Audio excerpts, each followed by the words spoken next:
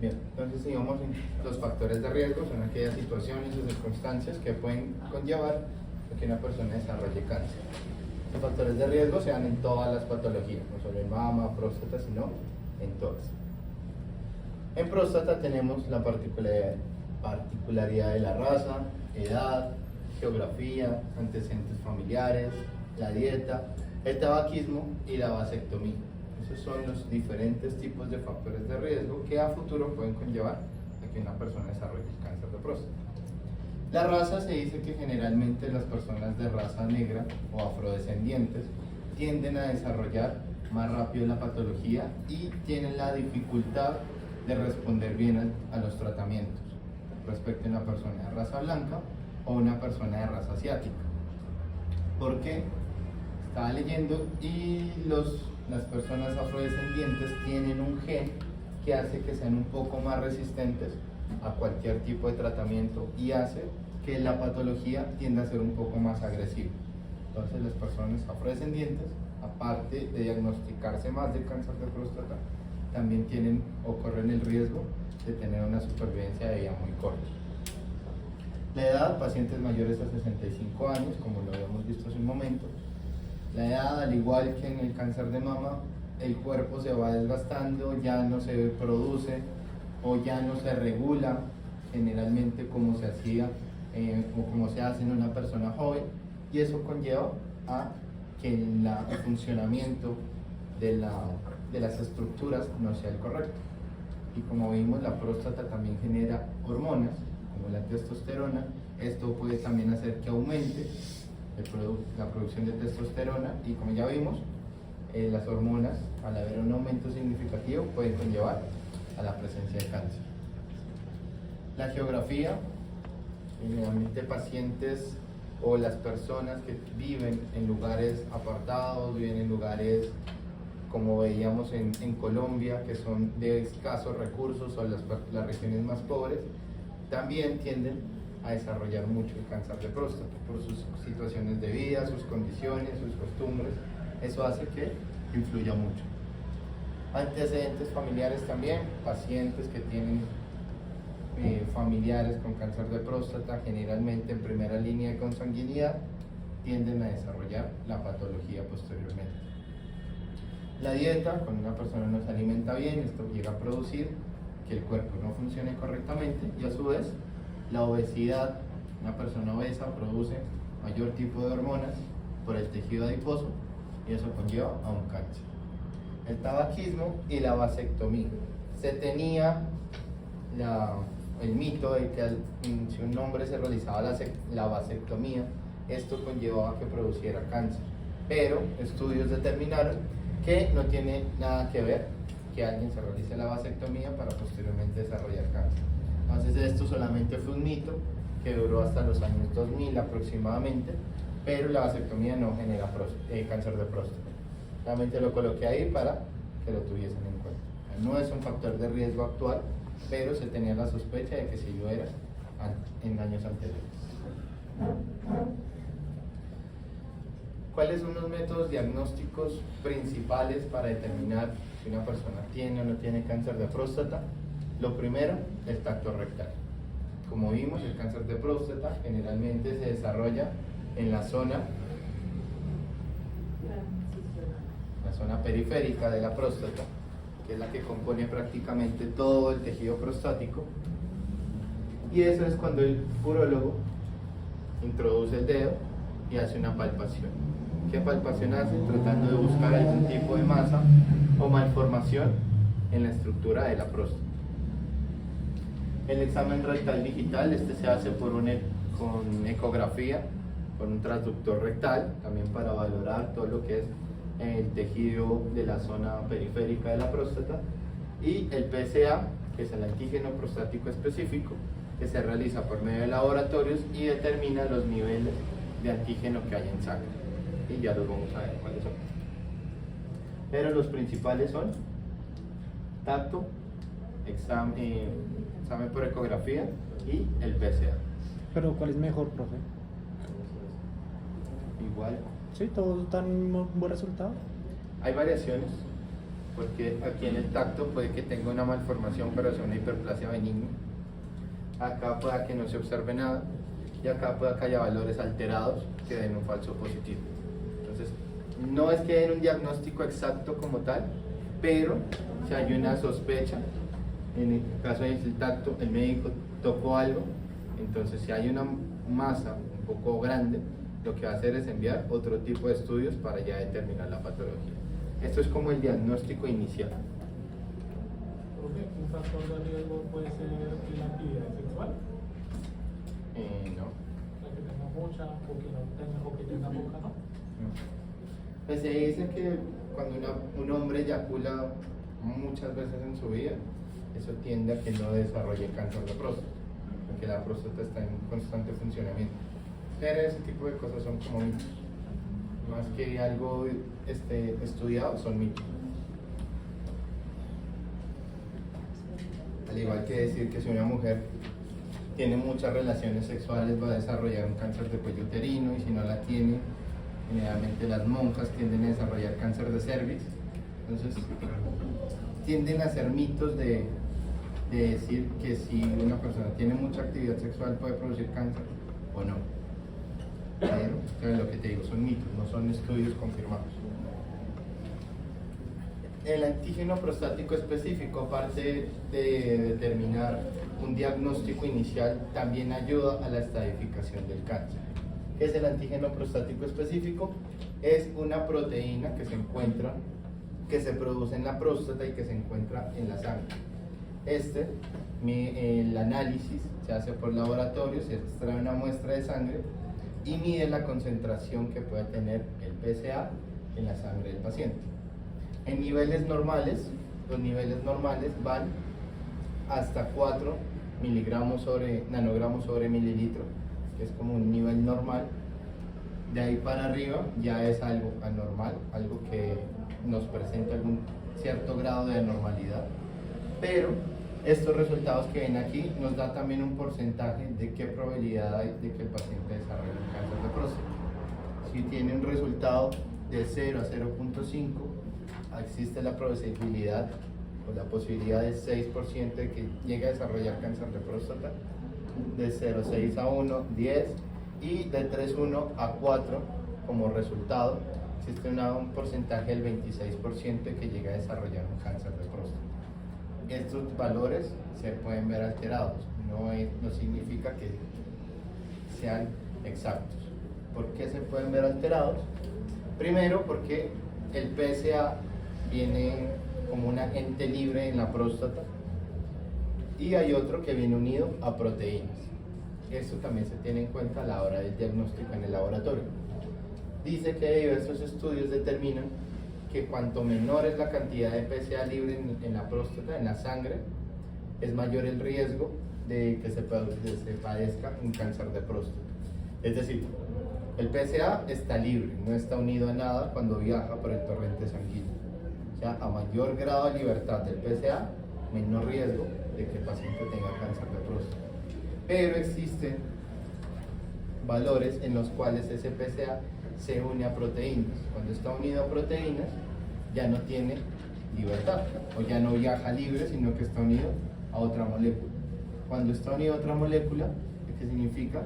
Que tiene menor cantidad de PSA libre en sangre, y esto determina un porcentaje mayor a la hora del diagnóstico. Y como valores, entre PSA libre de la muestra, si este PSA libre es mayor al 25% en la muestra que se ha tomado, es un valor normal y que tiene un bajo riesgo de padecer cáncer.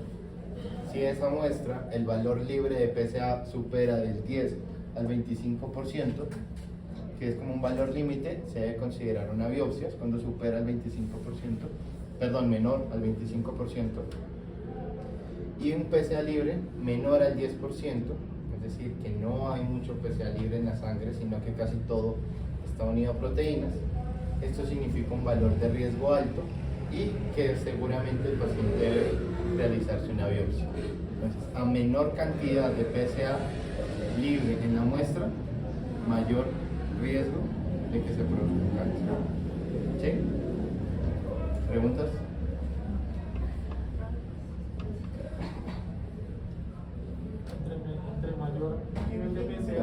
El No, PSA no. está libre en la... Es una proteína que está libre en la sangre. ¿Listo? Se produce en la glándula prostática y que viaja por medio del torrente sanguíneo. Cuando ese PSA se une a otras proteínas, significa que ya hay algo anormal. Cuando el PSA está libre en sangre, está normal, o sea, tiene libertad de moverse por el cuerpo. Cuando se une a proteínas es porque hay una afección, porque hay una alteración que hace que se unan esas proteínas y digamos que le quita la libertad de viajar por la sangre. Cuando los valores normales de PSA libre en sangre son mayores a un 25%, significa que hay mucho PSA libre en sangre, lo que reduce el riesgo de cáncer de próstata. Esto es inversamente proporcional. A mayor PSA libre, menor riesgo de cáncer de próstata. A menor PSA libre en sangre, mayor riesgo de cáncer, de que se llegue a presentar cáncer de próstata. ¿Sí?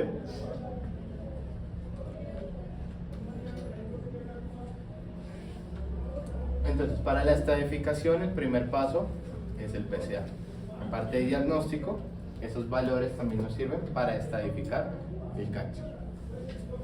Otro tipo de estadificación que tenemos es el grado de puntuación o escala Gleason. Esta escala Gleason la adoptó el Dr. Donald Gleason, en la cual tomó una muestra de tejido prostático, lo valoró en el microscopio y a esas muestras les dio un valor numérico referente a si eran bien diferenciadas o mal diferenciadas.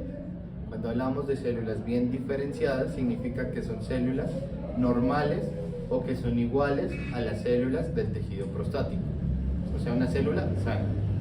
Y cuando hablamos de células mal diferenciadas, hablamos de que hay una diferencia muy significativa respecto al tejido sano, al tejido biopsiado, que prácticamente es un tejido anormal.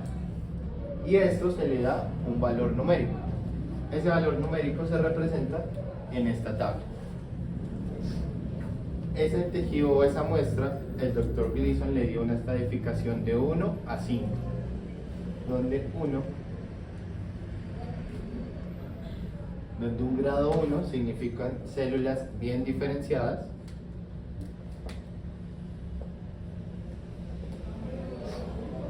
y un grado 5 significan células mal diferenciadas. Es decir, el 1 son células sanas, células que se parecen al tejido normal.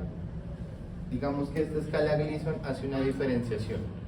Toma una muestra de tejido sano y toma una muestra de tejido aleatorio, en cualquier parte de la próstata.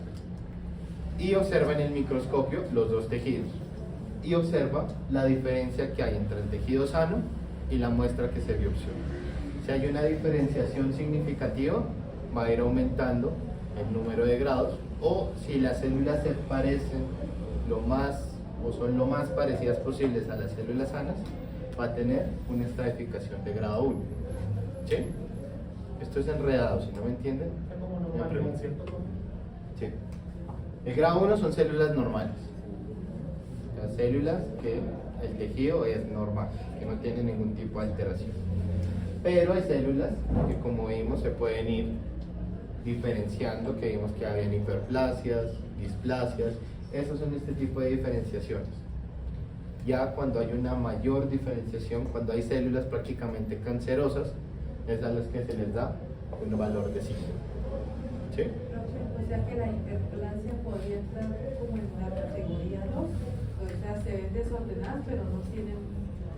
Aquí no hablamos de hiperplasia o displasia, sino que hablamos de diferenciación. ¿Listo? Ya es como para que me entiendan que vimos que había las células normales, hiperplasia, displasia, cáncer in situ y ya cáncer como tal. O sea, es algo más o menos similar, pero no entra en esa categoría. Aquí lo único que se hace con la escala Gleason es determinar la diferenciación que hay de las células biopsiadas con el tejido normal.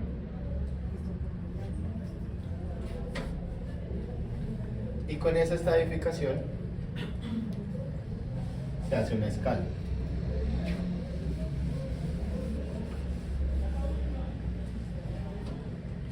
y se tomó un muestreo general de muchas partes de la próstata. Y el médico, el patólogo, lo que hace es revisar cada una de esas, o cada muestra al microscopio y le da una categorización de 1, 2, 3, 4 y 5. Y luego hace una suma, verifica cuál es el número que más predomina respecto al número que menos predomina. Es decir, tomamos una muestra de acá.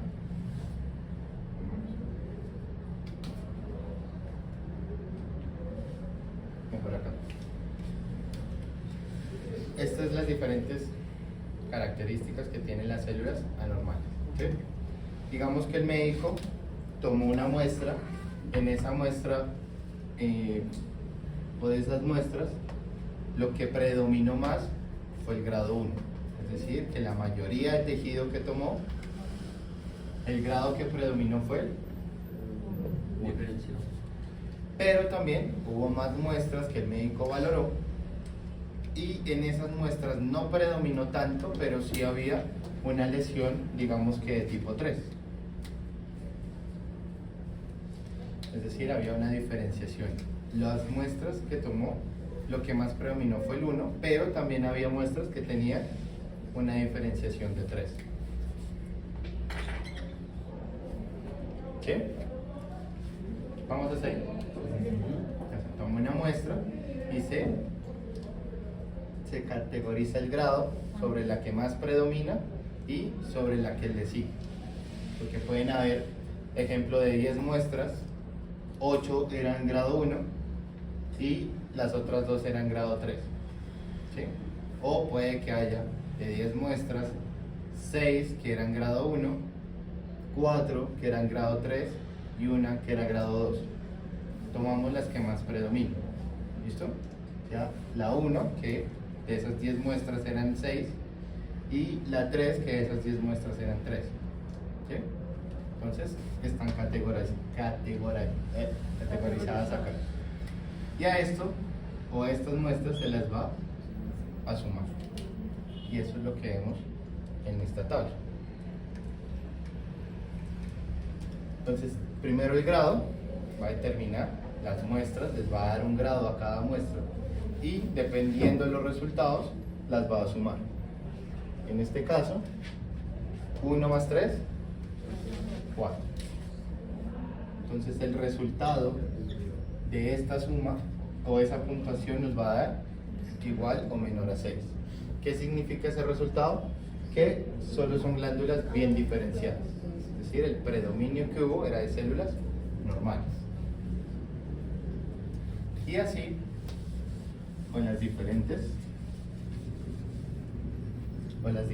sumas que pueda haber hasta llegar a un grado 10. El resultado puede ser de 2 hasta 10. Pero hay una particularidad.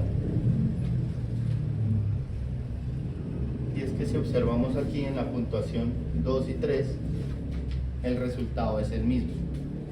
3 más 4 igual a 7, 4 más 3 igual a 7. ¿Qué diferenciación hay acá? De pronto la relación células bien diferenciadas con la no diferenciada. Exacto.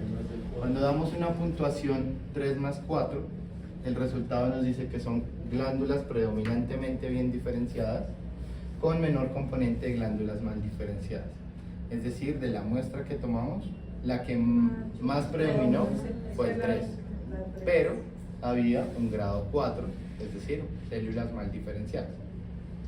Pero el predominio mayor era de células bien diferenciadas, y como predomina las bien diferenciadas que las mal diferenciadas, va primero el 3 más 4. Acá sucede lo contrario, predominan más las células mal diferenciadas que las bien diferenciadas. ¿Sí? Y ese resultado acá nos dice que predominan más las células mal diferenciadas con menor componente de las glándulas bien diferenciadas. Es decir, aquí hay un riesgo de que haya una posibilidad de cáncer o de que se esté desarrollando un cáncer. Independientemente que tengan el mismo resultado de la suma, acá hay células más sanas que anormales y acá hay células más anormales que sanas. ¿Sí? Dominan las anormales. En el 3. En el 3. Sí. Cuando debemos guiarnos es por el número que está primero. Ya dependiendo del número, si es mayor o si es menor, va a determinar el diagnóstico o el tipo de grado de riesgo que puede tener el paciente. Pero eso no se presenta en el grado 2 y 3, porque en el 4 si no... Acá si ya vemos un 4 más 4 o un 5 más 4, ya sabemos que a partir de 3, 4 y 5, perdón, de 4 y 5, ya son células que prácticamente tienen una característica muy anormal y que son células que están ya mal diferenciadas. Cuando vemos acá el 4, dijimos que el 5 ya era prácticamente cáncer. Podemos decir que el 4 es un cáncer in situ. O sea, ya hay una situación de cáncer, pero no está desarrollado como tal. Entonces, esa es la diferenciación que se puede dar. Cuadrado 1, 2 y 3 son prácticamente normales. Digamos, grado 1, células sanas. Grado 2, una hiperplasia, que puede haber una patología, pero es benigna.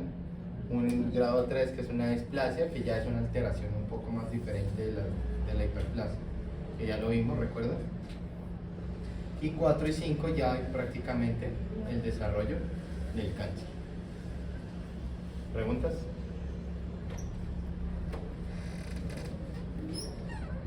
¿Queda claro la sumatoria para determinar la escala de Likert? Ya cuando viene una sumatoria de 9 o 10, dice que carece de formación de glándulas o que hay una necrosis y que hay glándulas mal diferenciadas, fusionadas o glándulas cribiformes, es decir, que hay una normalidad de las células de esa muestra biopsiada. ¿Claros? ¿Seguros? Y por último, el famoso TN. Otra vez. Ya sabemos qué significa.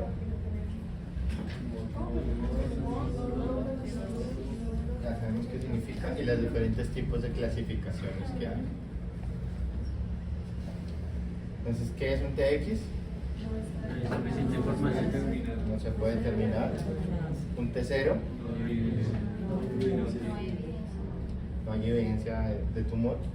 Y acá el T1, como les dije, todos los tumores tienen una clasificación de TNM diferente. El T1, que hay una presencia de la patología, pero que no se ha podido, que se determinó solamente por biopsia o por PSA. Es decir, los resultados de este T1 nos demuestran que hay patología, pero por exámenes. Es decir, que el T1A nos dice que ya hay un hallazgo histológico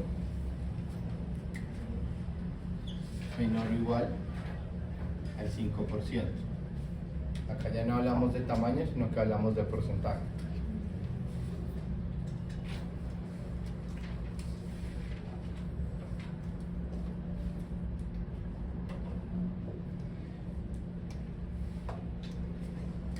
Un T1E significa que es mayor al 5%, pero menor o igual al 10%. Hablando de un hallazgo histológico incidental, es decir, que se diagnosticó por medio de PSA o por medio de biopsia.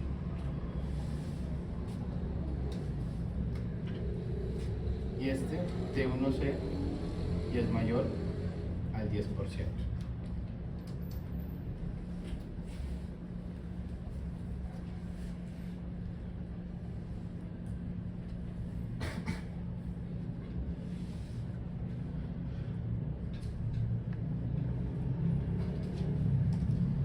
¿Sí?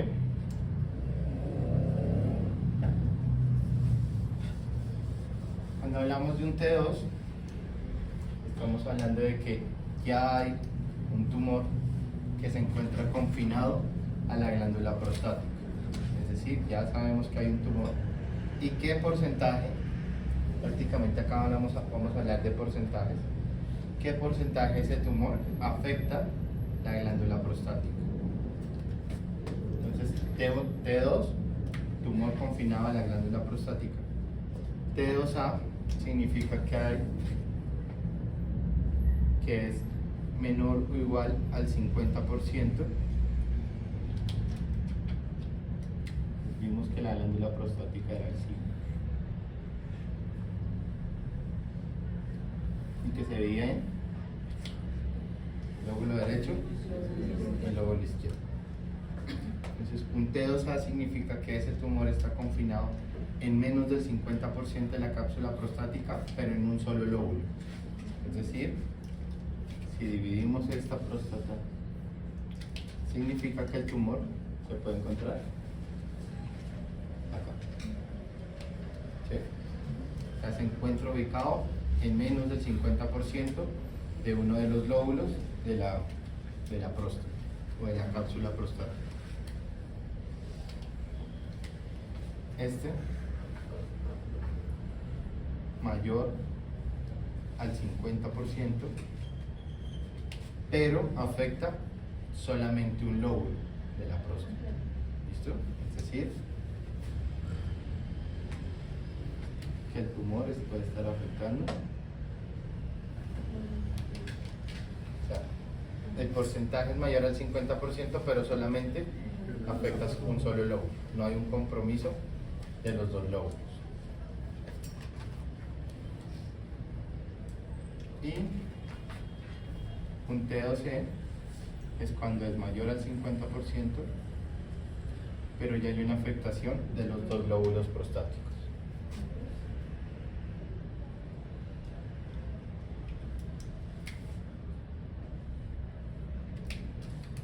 Es decir, que el tumor puede ya estar afectando prácticamente toda la próstata. Ella afecta los dos lóbulos, tanto el lóbulo derecho como el lóbulo izquierdo.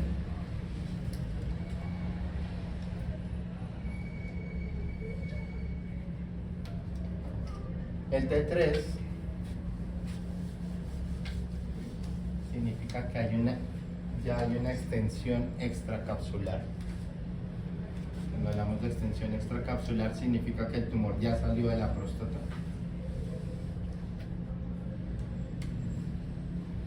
Un T3A significa que ese tumor ya es extracapsular, que salió de la próstata. Un T3B, que esa afección o que ese tumor ya invadió vesículas seminales. Es decir, que es un tumor que sale del interior de la próstata. Y las vesículas seminales se encuentran acá. Este tumor pudo llegar a afectar a las vesículas como tal. Profesor, en esa fase, la T3A, se puede decir que ya el tumor tendría una invasión locorregional de la próstata, ¿cierto? En el T3A solamente hay una extensión extracapsular. No, perdón, en el T3B. Ah, ok. Sí. Cuando hablamos del T3A, decimos que hay una extensión extracapsular, es decir, que el tumor está adentro y rompió la cápsula prostática. ¿Listo? Apenas la rompió. Solamente sale de la cápsula prostática. El T3B significa que ya salió de la cápsula prostática, pero también afectó la vesícula seminal.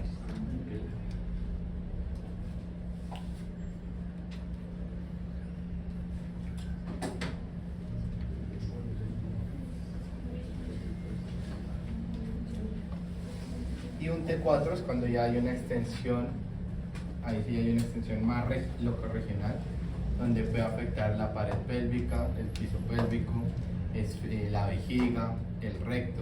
Prácticamente ya hay una metástasis regional que afecta otros órganos. ¿Listo?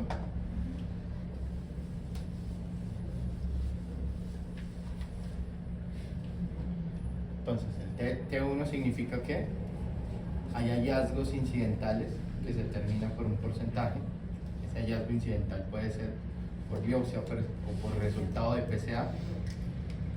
El T2 significa que ya sabemos que hay un tumor, y acá vamos a catalogar el porcentaje de afección que tiene en los lóbulos o en la próstata como tal.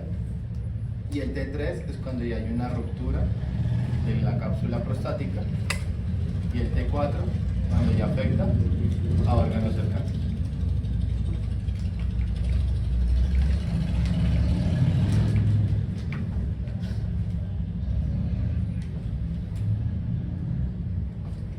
NX,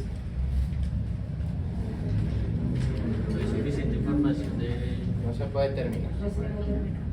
N0, No hay ganglios afectados. presencia de ganglios afectados. Y N1 es cuando hay afección de ganglios regionales. Ganglios prostáticos, ganglios pélvicos, todos los ganglios que se encuentran en la región de la pelvis, que se pueden ver afectados. Inguinales, paraórticos. N1 ya hay afección de ganglios regionales. MX no se puede terminar metástasis, M0 no hay presencia de metástasis. Y este M1 se puede catalogar dependiendo el tipo de órganos que está afectando. Entonces, M1 ya sabemos que hay presencia de metástasis. M1A significa que hay presencia de metástasis a ganglios no regionales, es decir, fuera de la pelvis. M0 es cuando hay una afección a tejido óseo. B1B. T1B. ¿Cómo es eso? M1 es cuando hay metástasis. Ya prácticamente todo lo que no tenga una subdivisión es el título de lo que vamos a hablar. Entonces, el título de este, hallazgos incidentales. T2, confinamiento del tumor. Y T3, extensión extracapsular. Y ahí ya lo subdividimos. Acá M1, que tiene metástasis. Cuando ven un M1, ya tiene metástasis. M1A significa que hay metástasis a ganglios no regionales. M1B es cuando hay presencia de metástasis en tejido óseo. Y M1C es cuando hay presencia de metástasis a tejidos, a órganos a distancia. ¿Qué órganos a distancia? Generalmente el cáncer de próstata hace metástasis a pulmón, y metástasis a cerebro, y metástasis a hígado, y metástasis ósea. Realmente el cáncer de próstata hace mucha metástasis ósea también. Disculpe, ¿y el MX y el M0 qué es? Ese ya lo hemos repetido. MX no se puede terminar. Todo lo que sea X es que no se puede terminar. DX, NX, MX. Entonces realmente no sería, No hay presencia de metástasis. metástasis. Pero digamos en la NX, MX y TX, yo en unas investigaciones que hice también se puede decir es que la información no es suficiente para determinar, para Sí. saber si hay un cáncer. Se puede También. escribir así. O sea, no se puede terminar por medio de estudio. Ah, ok. O sea, que tienes una información, pero no puedes No es determinar si suficiente. hay o no hay. Ah, ¿Listo? O sea, es una información ambigua. O sea, que no tienes la suficiente información para decir tiene metástasis o tiene tumor o hay compromiso ganglionar. ah, El T0, N0 y M0 significa hay que si hay un resultado que te dice que no hay metástasis. ¿Claros? Y con este PSA, con esta escala de Lisson y este TNM, vamos a determinar el tipo o el estadio de los tumores. Bueno, aquí está la información T1, es un tumor pequeño, que no, qué porcentaje, como vimos, era por una histología. Acá ya vemos que ya compromete el óvulo, pero no hay una extensión de la cápsula prostática. Acá ya vemos que salió de la cápsula prostática, y acá que hay una invasión de vejiga, recto, pared pélvica. ¿Sí? Y con el PSA, el Gleason y el TNM vamos a determinar el tipo de grado que tiene ese tumor que tenemos. Según los criterios de la National Comprehensive Cancer Network, dice que puede ser de muy bajo riesgo, de bajo riesgo, de riesgo intermedio, alto riesgo, de muy alto riesgo y metastásico. Esto depende del tipo de resultados que vamos a tener. ¿Qué significaba un CT1? Clínico tumor biopsia. Este ya es una clasificación clínica. ¿Sí? Recuerden que siempre que hay una C antes de la T es clínica, si es P es patológica, si es Y Estadificación. posterapéutica, Y reestadificación. reestadificación. Entonces aquí vemos que es una estadificación clínica, en este caso. Un T1C significa ¿qué? Tumor 1 mayor a 10% de un lóbulo. ¿El T1 era qué? ¿De qué? De biopsia.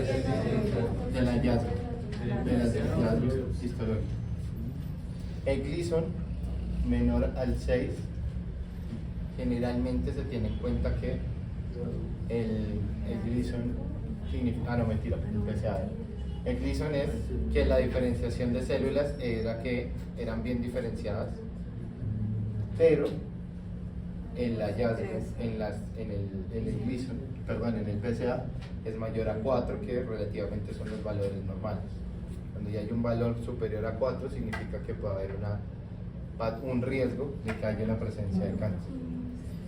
Olvidé decirles, primero no quiero guardar la presentación, el PSA puede llegar a tener unos falsos positivos, es decir, que hay algunas situaciones cotidianas que pueden alterar el resultado de la estadificación PSA.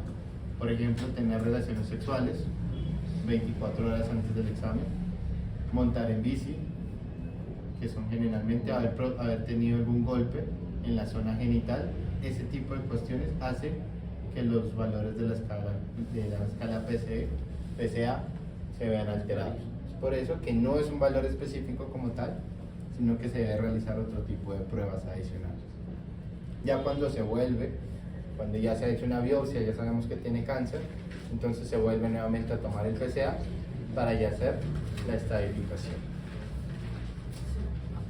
Entonces, si vemos, cuando ya hay un muy alto riesgo, significa que ya hay un tumor clínico en un T3B que ya es extracapsular, que compromete las vesículas seminales, o puede ser ya un T4. ¿Listo?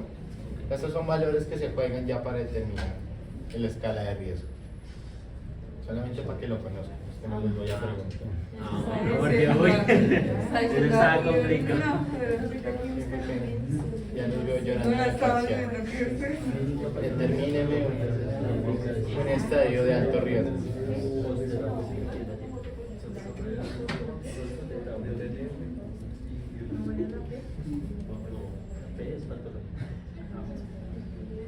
Y ahora vamos con el tratamiento de radioterapia.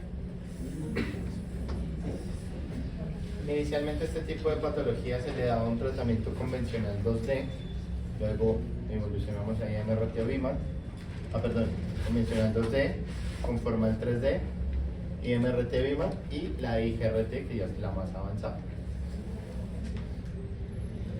Aquí podemos ver diferentes tipos de cómo se hacía el tratamiento. Cuando hablamos de 2D, podemos observar acá que era por medio de una placa radiográfica en la cual se hacía la planeación y se daba o se administraba desde diferentes puntos. Entonces se posicionaba el equipo, no tenían colimadores multiláminas, sino que se hacía el cerroven personalizado. Entonces tocaba entrar a esta posición, colocar el cerroven, terminaba de irradiar, ir a la otra y así sucesivamente. La 2D era, esta es la 3D, perdón. La 2D era tratamientos que no tenía conformación personalizada, sino que se daba un campo simétrico.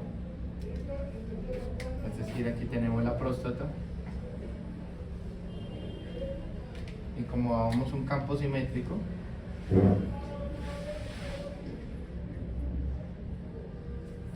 irradiábamos la próstata como tal, pero había unos espacios que esto también iba a recibir radiación. Y acá habían órganos a riesgo, bien sea vejiga, bien sea recto, que se iban a sobreirradiar porque no teníamos los colimadores para conformar la lesión. Luego, ya en la 3D, se hicieron los campos conformales pero se seguía administrando desde diferentes ángulos.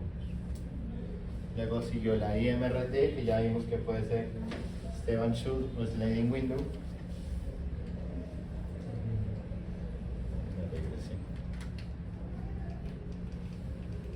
¿Preguntas hasta ahí?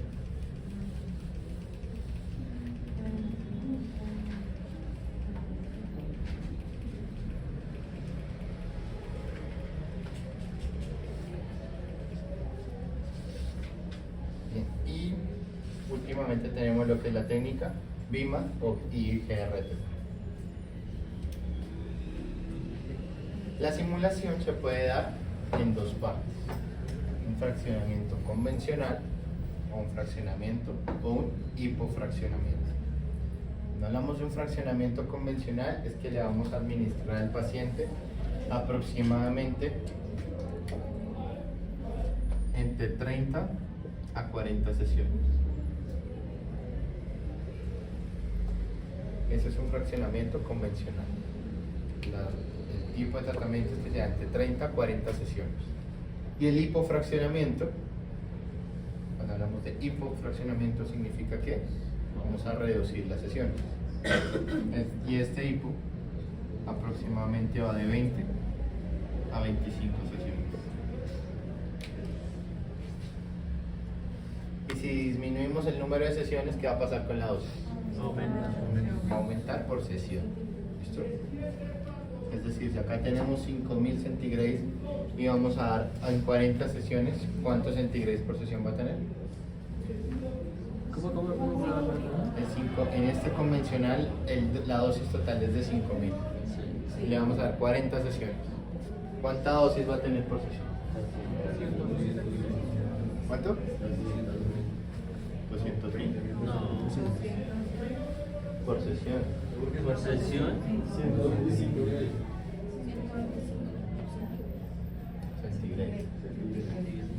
Y acá en hipofraccionamiento tenemos 5000 centigrades, pero lo vamos a dar en 20 sesiones. ¿Cuántos centigrades va a tener por sesión? Entonces vemos que en hipofraccionamiento se reducen las sesiones, pero se aumenta la dosis. ¿Listo?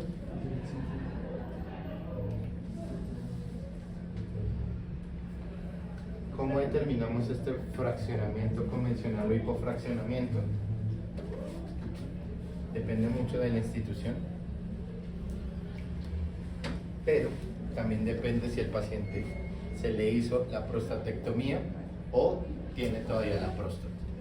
Entonces, en un convencional, paciente que se le realizó cirugía y se le extirpó la próstata. Y el hipofraccionamiento, paciente que no se le ha hecho cirugía y todavía tiene la próstata como tal. ¿Sí?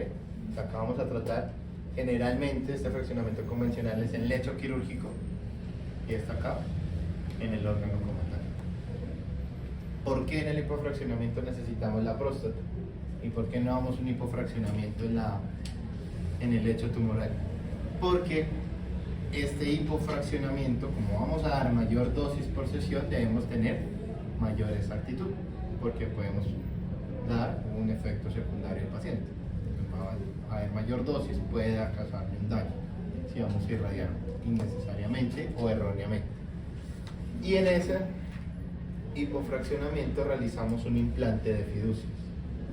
Entonces, en este procedimiento, el paciente o al paciente se le van a colocar 3 marcas fiduciales que generalmente son unas fiducias de oro y que se ubican en 3 puntos clave de la próstata. Esto para determinar que siempre que tomemos una imagen en el equipo podamos hacer match con las fiducias, es decir, que nos permite identificar el posicionamiento de la próstata sesión por sesión. Y aquí vamos a determinar la ubicación de la próstata. ¿Cómo se implanta eso? Por vía perianal, por guía ecográfica con un transductor rectal que utiliza el urólogo. Entonces coloco un transductor rectal, verifico dónde está la próstata y con unas agujas muy finas por vía perianal las va a posicionar.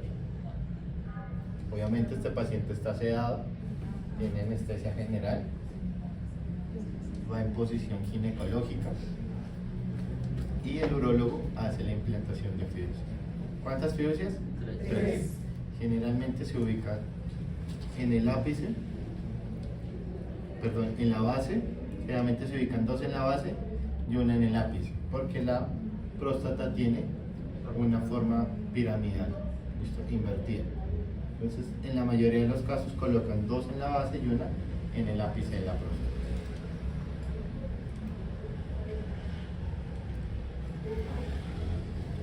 Todo paciente que le vayamos a realizar una simulación de un tratamiento de cáncer de próstata debe ir con una preparación.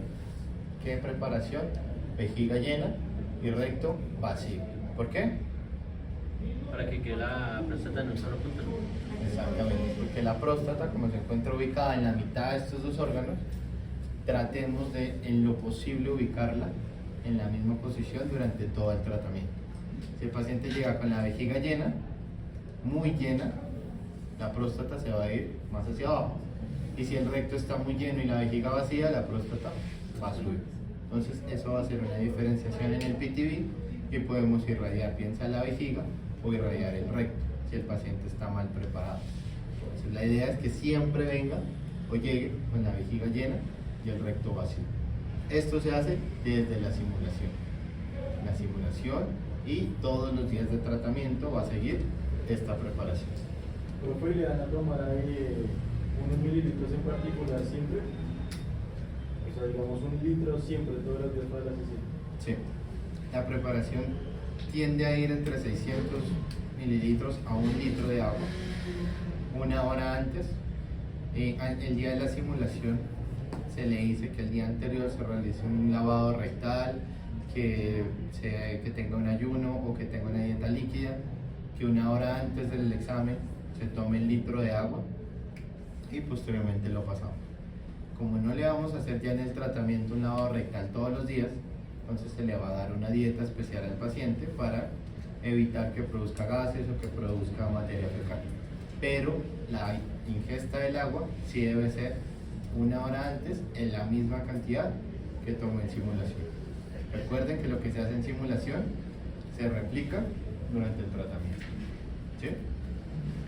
Posición, paciente cúbito supino, brazos en el pecho y cabeza gancha.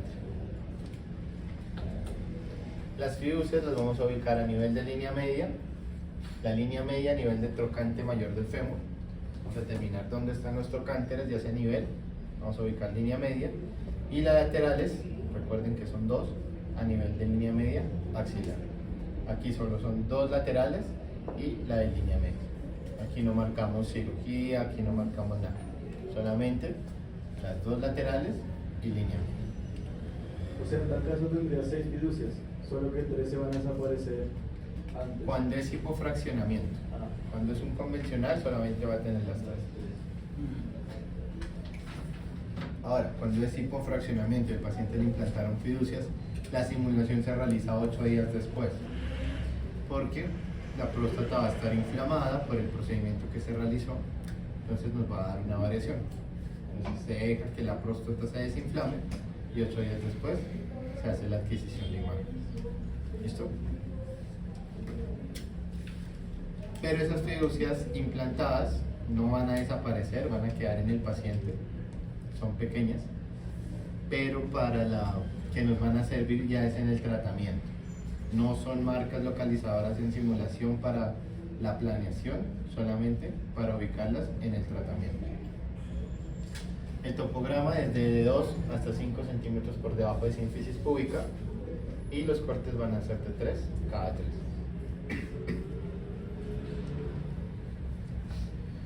Entonces, el inmovilizador que vamos a usar es un soporte de pies con pupitre. Y si pueden observar aquí, se ven las fiducias que están ubicadas en la próstata. Señora.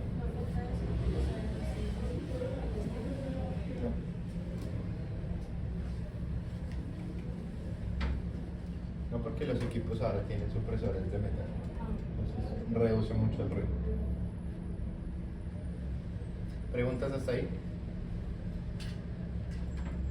¿No? Profe, me queda una duda en las fiducias, es una en línea media, en A línea nivel del media, trocante. a nivel isofrente mayor del fémur y las rótulas de la otra línea son dos. Los laterales. Recuerden que laterales son dos, a derecha y izquierda. En línea media axilar. Que para la línea media vamos a tocar al paciente más o menos donde quedan los trocánteres y a ese nivel vamos a llevar el láser del equipo. Entonces en esa intersección vamos a colocar las fibras.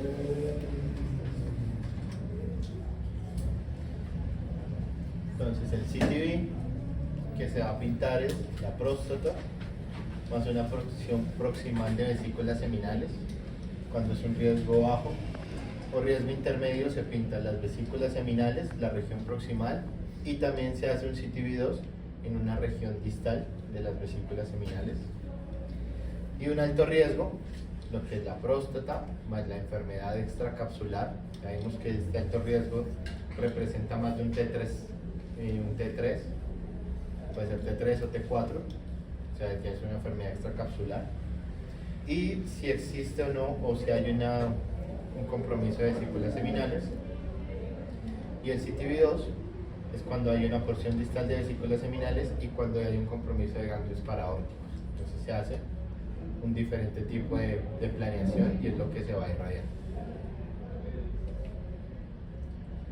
Y el PTV, que es el margen de configuración, ya sabemos que el PTV es lo que encierra el GTV y el CTV. Y este va a tener en cuenta los movimientos que puede llegar a presentar. La respiración afecta los movimientos de la próstata también. Entonces se tiene en cuenta ese margen que puede llegar a tener la próstata en respecto a sus movimientos. Y si la vejiga está muy llena, se puede ir posterior, o si está muy lleno el recto, se puede ir anterior. También se tiene en cuenta ese tipo de movimientos que pueda tener. Órganos de riesgo: recto, vejiga, vulva de pene, casas femorales, vesículas seminales, músculos pélvicos. Todos estos se encuentran como órganos de riesgo. Y así es como podemos observar una historia clínica de un paciente con cáncer de próstata que ya sabemos que está diagnosticado, que ya le vamos a hacer el tratamiento como tal. Entonces la edad, diagnóstico oncológico en adenocarcinoma de próstata. Un T2A significa que el tumor se encuentra o mide más del 50% y afecta un solo lóbulo de la próstata. No tiene nódulos comprometidos y no se puede determinar si hay metástasis. El PSA es mayor a 12.8 nanogramos sobre mililitro y la escala de Likson es un 3+4, un resultado de 7, donde predominan las células bien diferenciadas. Y este representa un riesgo intermedio. Y se le va a dar una radioterapia externa de tipo curativo. Entonces le vamos a dar la planeación simulación. Esto es todo lo que escribe el médico. Una dosis total de 60 grays en el PTV. Se le explica al paciente todo y acá el médico nos dice debe ser con vejiga llena, confortable y el recto vacío. Cuando hablamos de vejiga llena confortable significa que el paciente va a tener la vejiga a reventar. Hay pacientes que toman mucha agua y esa vejiga les llega prácticamente hasta el 5. La vejiga que no se va a poder reproducir durante el tratamiento porque el paciente va a tener muchas ganas de orinar cuando lo pasemos o se va a orinar en el equipo, que eso nos pasa frecuentemente. Y con esa pregunta, si tiene inconsistencia y está en pleno tratamiento, ¿apagan el equipo o qué hacen? ¿Perdón? O sea, están haciendo el tratamiento del cáncer de próstata y el paciente tiene incontinencia urinaria. ¿Ahí dejan de irradiar? No, que nos van a orinar en el equipo. Sí. Mientras estamos y ya nos damos cuenta es cuando entramos a la sala. Ahí pues obviamente se puede irradiar más la vejiga, ¿no? En ese sentido dirías. Puede irradiarse mal el paciente, obviamente porque mientras está miccionando hay una variación de un movimiento. Entonces por eso tratamos de que no queden tan llenas tampoco ni tan vacías. En un término donde el paciente pueda soportar. Y si tiene incontinencia, pues obviamente se tiene en cuenta ese tipo de situaciones en el momento de la simulación. Acá vemos otro tipo de situaciones que podemos tener en cuenta.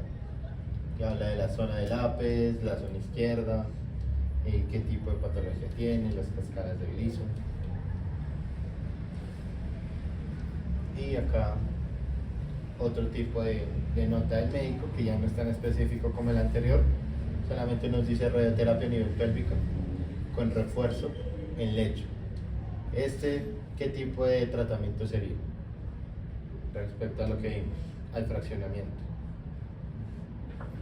Esa sería una convencional. Sí. Porque primero no tiene próstata, que dice que vamos a dar en lecho, y segundo que le vamos a dar un refuerzo. Entonces, en hipofraccionamiento no damos refuerzo. ¿Esto qué es? Histograma sin volumen, que vamos a ver representados los órganos que van a recibir mayor dosis de radiación. Vemos que acá la vejiga va a recibir un poco más de dosis respecto al recto y respecto a las que son las cabezas femorales, dado que está prácticamente en contacto con la próstata. Y esto es como el médico pinto. Entonces toda esta zona que vemos acá es el PTV. Todo esto es lo que vamos a irradiar. Aquí vemos la vejiga que está representada en amarillo, el recto que está representado en rojo, que son los órganos a riesgo. ¿Cómo se determina la planeación? A este paciente le vamos a dar 2 arcos, el primero con 627 unidades monitor, el segundo con 562. Van a ser 25 sesiones de fraccionamiento, es decir, va a ser si decimos que va a tener 25 sesiones de fraccionamiento, va a ser hipofraccionamiento. Y este es el cuadro de tratamiento. Y aquí podemos observar las fiducias. Entonces, ya les mostré en la clase pasada los colores, cómo se representa. El morado es la imagen de simulación, el verde es la imagen de TAC del equipo. Pues lo que hacemos es que se fusionen bien estas fiducias, que en algunos casos la parte ósea no nos va a coincidir, pero lo que nos importa cuando tenemos fiducias es que nos coincidan las fiducias. ¿Listo? Para eso son, para determinar la posición de la próstata. Independientemente que la parte ósea no nos coincida, desde que nos coincida la próstata significa que vamos a dar el tratamiento dos veces. Y eso sería todo.